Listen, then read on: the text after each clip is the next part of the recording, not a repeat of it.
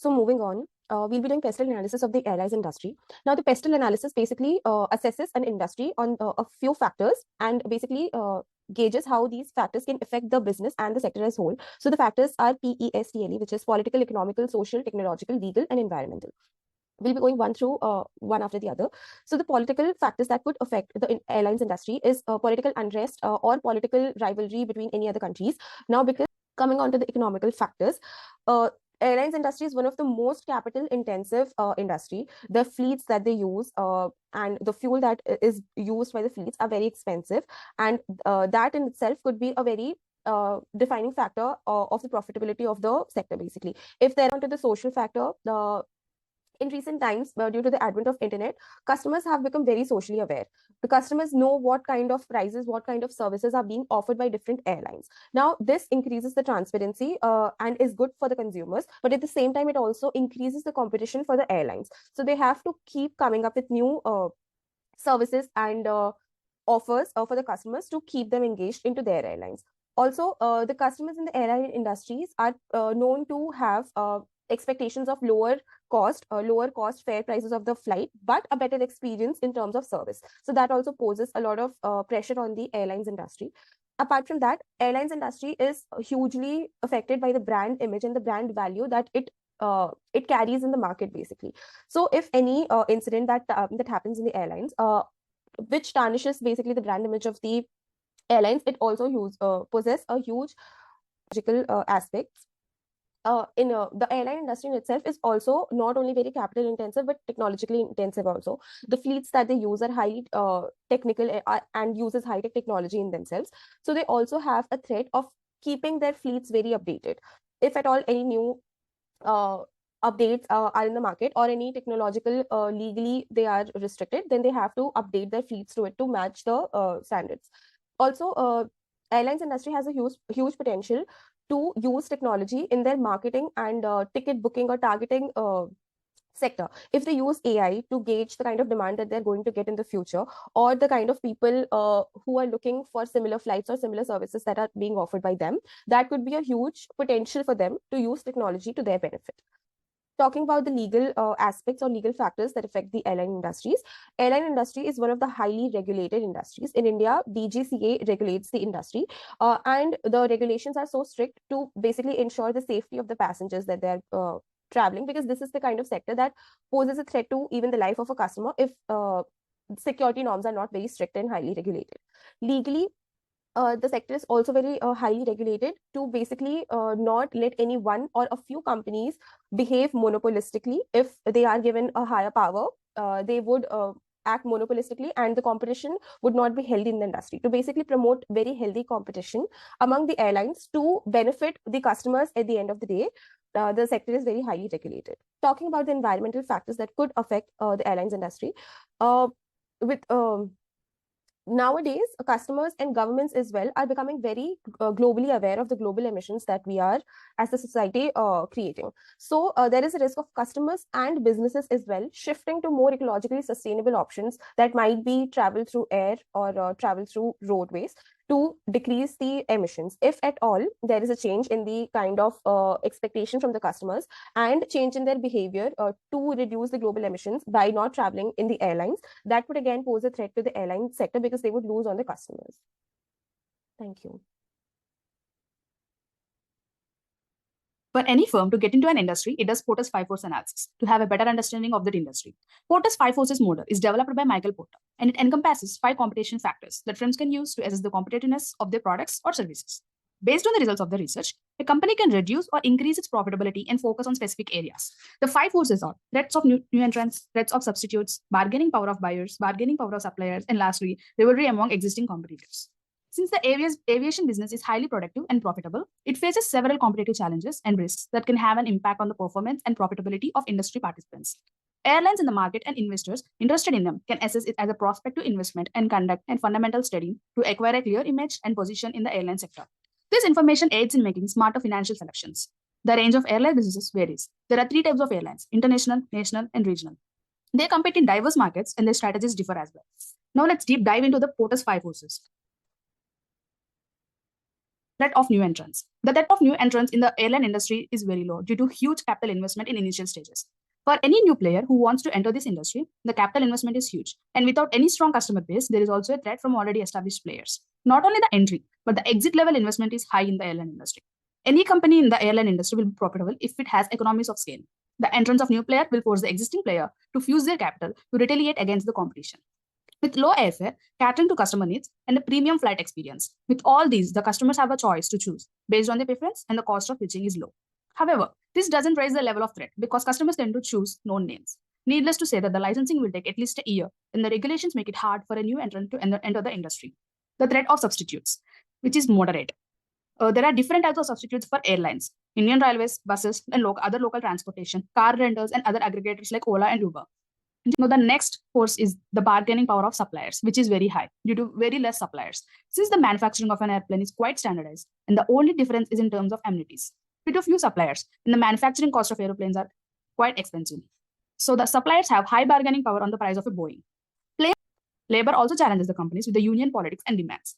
The bargaining power of buyers is also high. There is a high concentration of safety and convenience of customers, and the airlines invest heavily into these factors. A lot of focus goes into brand building, brand positioning, customer loyalty over unknown. And the lastly, industrial rivalry, which is very high in an airline industry due to the saturated market. Since the airline industry is a high investment industry, the rise of rival firms is not increasing phenomenally. Only 3 players enjoy. India's largest passenger airline, accounting for almost 55.7% of the market as of October 2022. It is primarily a low-cost carrier in India's domestic air travel market. Rahul Bhatia of Interglobe Enterprise and Rakesh Gaganwal, an NRI based in the United States, founded the airline. Interglobe owns 51.12% of Indigo, while Kalium Investment, Gangwal's Virgin-based company, owns 48% of the company. Indigo has a corporate strategy of Indigo.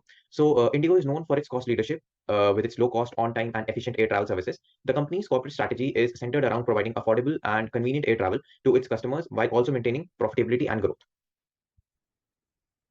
Next, we talk about the key strategies that help Indigo achieve this cost leadership. So the first point is short haul and point-to-point route structure.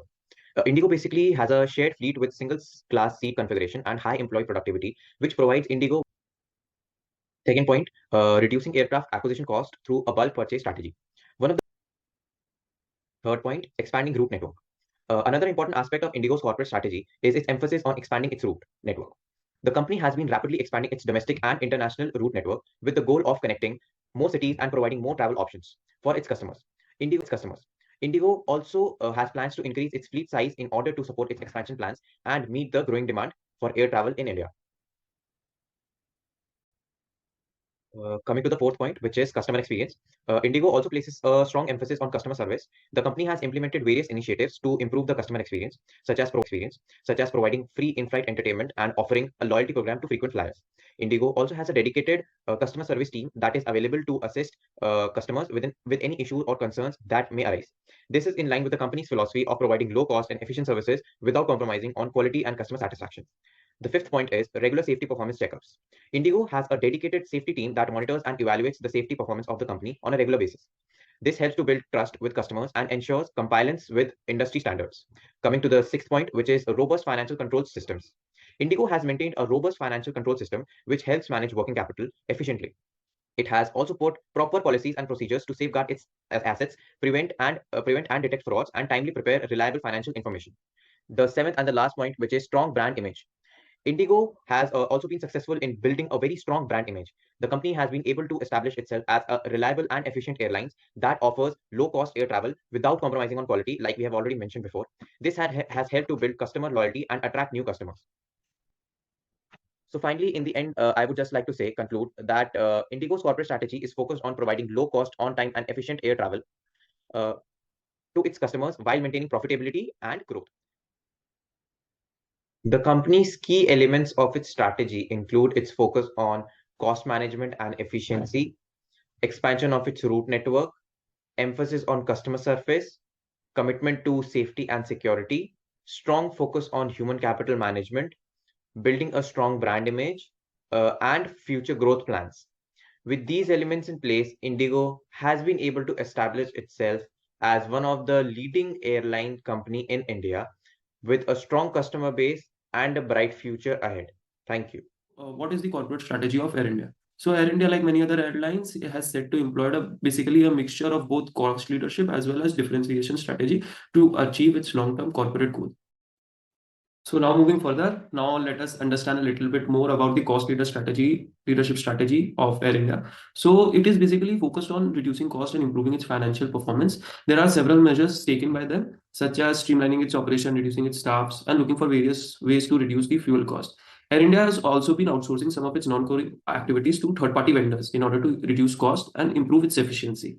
The company has been investing in new technology and automation in order to reduce the labor costs and improve the operational efficiency. For example, the company has recently also introduced online check-in, mobile check-in services to reduce the need for support staff. And this can also be seen in the company's effort to reduce their fleet's maintenance cost by procuring aircraft under the maintenance, repair, and overall, that is the MRO agreements. Further, Air India has also been taking steps to reduce its fuel cost by using more fuel-efficient aircrafts and implementing more efficient flight routes. The company has been investing in new aircraft technologies such as the Boeing 787 Dreamliner, which is also known as for its fuel efficiency. This not only reduces the fuel cost but also helps in reducing the carbon footprints and has a bigger motive attached, such as improving the sustainability travel. So, other than that, Air India has also been implementing route optimization techniques in order to minimize fuel consumption and reduce costs.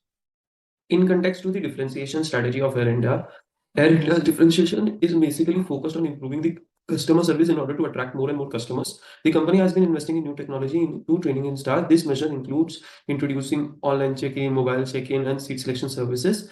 Air India has also been expanding its network by adding new domestic and international routes.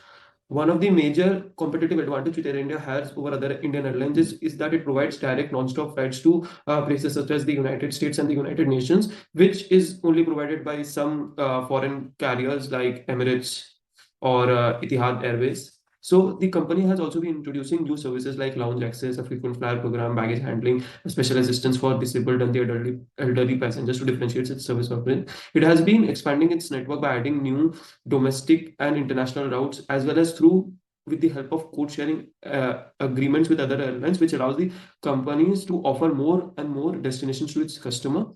So, Air India has also been investing in its loyalty program in order to encourage repeat customers and enhance the customer retention. The company has been using a revenue maximizing strategy such as dynamic pricing, charging different prices for different times as the flight comes closer, charging higher prices and ancillary revenue streams to maximize its revenues. So now coming to competitor analysis. Computer analysis in general means analyzing your current and potential competitors for their strengths and weaknesses. And now coming to what competitor analysis in airline industry actually means. So it involves researching and analyzing the strategies, capabilities, and performance of other companies in the market. And they can be the information which can be used after analyzing the strengths and weaknesses, opportunities and threats. It would enable the company's management to take well-informed and best possible strategic decisions. Now, parameters of focus in computer analysis for airlines would include the parameters like business model, pricing strategy, route networks, customer service, fleet composition, fleet size, marketing, and branding strategies. Now, additionally, we have also taken in consideration the financial performance of the competitors, such as revenue and profit margins, which can provide a deep insight into their overall health and competitiveness and their sustainability in the future. Now, as you can see in the diagram here, we have represented the market share of all the major airlines currently in domestic Indian market. So the lead is taken by none other than Indigo, which has humongous market share of 55.7%. We have, as mentioned, here are the four companies: Air India, Indigo, Vistara, and Go First. Now, if we look at the oldest company, it is Air India, which was established by Tata's, Mr. J.R.D. Tata in the year 1932, way before independence. So it's a really old airline and has a rich legacy. Then, and the other, the most popular and the airline with most market share is Indigo, which was established in 2006. And other airlines were also somewhere in the similar line, 2004 and 2005. Now, the owners are and the Air India owner has recently changed back to Tata Group, which was for a long time was a national carrier owned by government, but now it has come back to Tata Group. Now Indigo is owned by Intergroup Aviation, Vistara by Ajay Singh, and Go First is owned by Wadia Group. Now coming to one of their important part, which is value proposition. So as per Air India, they say that they provide absolute best-in-class customer service in technology, in product, reliability, and in hospitality, with an Indian culture and Indian heart at the center. So this is like a very good way to present their value proposition, which is Indian at heart, and apart from that, they provide all those services. Now coming to Indigo, they say that they provide low fares and they are on time and deliver a courteous and hassle-free experience, which is really true to their as like what they represent by the market share. So we can say that yeah, they are doing as per their value proposition. Now coming to Vistara, they provide a premium and personalized flying experience to its customer, and they propose themselves as a premium carrier. And now coming to Go First, they upfront says very blatantly say that they are ultra low cost carriers. They provide travelers a value for money experience proposed through highest standards of customer service and affordable airfares. Now coming to their business models. So Air India provide full service model which includes comfortable seats, flight entertainment, business class, more leg space, free food, and also more luggage capacity. Now coming to Indigo, they are low cost model. Their flight range starts from somewhere around 2,500 if you book as early as possible to 7 to 8,000, and it can vary up to the distance and routes of the like locations. So, but still they are low cost model. The no entertainment in the flight is very limited, and it is almost negligible. No business class or first class, and no free food. If you want to have food, you need to order it in advance, or you have to pay in flight right on the spot. Now coming to Vistara, they provide full service and they approach a full basically premium travel model. They are basically, as mentioned, premium carrier. And Go First is somewhere below Indigo. They are ultra low cost business, not low cost. They are ultra low cost business model. So they are also a little cheaper than Indigo. What Indigo provides, they are providing a little cheaper than that too. Now coming to fleet size, Indigo tops the list with more than 300 carriers. They have both Boeing, but they have major proportion of Airbus in their fleet. Now followed by Air India. Air India has 127 planes fleet size, basically aircrafts in their fleet size. Vistara has 78 and Go First is 58. Now destinations. Now destination as destination in terms of destination, Air India tops the list with 102 destinations. This is because they also go international routes, which is something very less in term when it comes to Indigo. Vistara also has international routes, but Go First is purely domestic at the moment. But yeah, Air India and Vistara are major international carriers as per in the market, domestic market in India. Now coming to number of employees, again, Indigo has the most with 32,000, over 32,000, followed by Air India, and the least are with Go First. So here is the like complete list of like parameters analysis. On the basis of these parameters, further parameters will be taken care of by Mr. Nitish. Thank you. Now coming to the domestic market share, Air India's market share is 9.1%, while Indigo's market share is 55.7%, and Vistara's market share is 13.7%, and Go First's market share is 7.5%. Revenue. Air India's revenue is $3.3 billion, while Indigo's revenue is $2 billion. Now coming to the market share. Now coming to the domestic market share, Air India's market share is 9.1%, while Indigo dominates with 55.7%. Vistara's market share is 13.6%, and Go First market share is 7.5%. Revenue. Air India's revenue is $3.3 billion, while Indigo's revenue is $2 billion, while Vistara's revenue is $760 million, and Go First is facing loss of $147 million for the month of April to September. Net income, as in 2021, is in Air India's net income is $861 million loss. Indigo is facing loss of $713 million, while Vistara is facing loss of $130 million. And Go First loss for the month of April to September is $113 million. Coming to the brand image, Air India brand image of providing comfortable and premium experience at relatively higher cost, while Indigo's brand image is of providing low cost, no frills airline with on-time performance. While Vistara is following premium and luxury airline, which offers a high level of comfort and personalization to its customers. Go First provide low-cost airlines that offers affordable services but minimal convenience. Coming to the strengths, Air India's strength is strong network, brand reputation, legacy, Star Alliance membership, and a strong loyalty program. While Indigo's strength is cost-effective, on-time performance, and its fleet size. Vistara's strength is premium and luxury flying experience and excellent customer service, on-time performance, and international routes. Strength of Go First is low carriage cost is ever growing in India. Carriage covers all major Indian cities. Weakness of Air India is financial struggles, aging fleets, poor image, and high overhead cost, low productivity. While Indigo's weakness is over-dependence on volume, increasing competition, sustaining profit. And Vistara's weakness is high ticket price, limits the customer base, limited fleet size, and low occupancy rate. And at last, Go First weakness is low cost carriage model makes the operation unsustainable and brand image of as a cheap airline. Thank you.